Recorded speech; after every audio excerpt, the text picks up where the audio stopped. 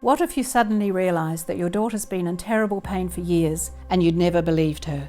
And then one day you realise that you've both been conned. You've been sucked in by a massive, deliberate lie that periods are painful and women have to tough it out.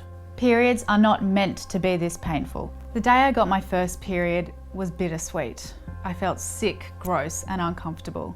I was gutted that I had to miss touch footy that afternoon thanks to this girly business and didn't want to seem like a wuss in front of all the boys. On the flip side, I was being spoilt rotten by my parents. My dad bought me roses, Mum threw me a period party with all my fairy godmothers, and I got to sip champagne. You're a woman now, darling, they all said to me. I was thinking, is pain, blood and giant pads really what it means to be a woman? I woke up to the lie about painful periods when my daughter was waiting for her second surgery to remove the extensive damage that endometriosis had done to almost every organ inside her pelvis.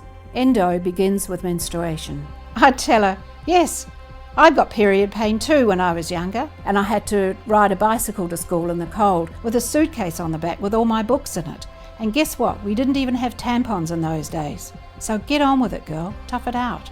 How the hell did my mum ride a bloody bike to school in the snow when she had her period? Am I just soft? I feel like my ovaries are being squeezed and twisted like a wet t-shirt. By the time I was 21, I was having random, excruciating attacks of pain. One night I was at work, cleaning down the bar, music turned up, having a dance with my workmates. The next second I was doubled over in pain and the room was spinning. I just managed to get outside in time before I threw up in the gutter, and then I blacked out. Mum took me to a specialist when I started complaining about my bladder. We were both shocked when he said I probably had endometriosis. 1 in 10 women live with this disease, and yet I'd never heard of it. I was petrified, but at least now I was believed. It was last year, while Syl was recovering from her operation, that I started researching about endo. I read about a drug that was proving to be very effective. It was useful for treating the pain and also the inflammation, to the point where perhaps surgery could be deferred. Look, I'm not a doctor, I'm just a mum, but it seemed to me this drug could be useful in Australia. Perhaps my daughter could benefit from this medication. Where can I get it? I discovered that Bayer made this medication called Visan. It's available in other countries like France, parts of Europe, Canada, South America, but not here. We've heard that women in the UK go to France to get Visan. I thought I should let Bayer know that there are 500,000 women in Australia with endo who should have the chance to try this drug. Eventually we met the medical director of Bayer, and she said that the head office thought perhaps there wasn't enough demand for it here. We were shocked. 500,000 women wasn't much of a market. I was watching my mum type an email to all her friends, asking them to write letters to Bayer.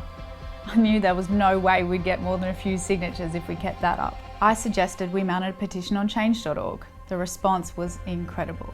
We watched in amazement as the signatures flew onto the petition, and suddenly there were 74,500 signatures. And we got a phone call, and Bayer said, yes, we can have it. Wow, we couldn't believe it. It was absolutely amazing. When we first put up the petition, we didn't understand what a big deal this would be for other women. But as we read the thousands of heartbreaking comments from those women, we realised this was so much greater than us. This victory means so much. Not only knowing that there will be an alternative treatment for endo, but that we've helped raise awareness for this silent, insidious disease. When you're forced into these kinds of difficult environments, you discover things about yourself. You discover that you're better able to cope than you probably imagined. I think that's true.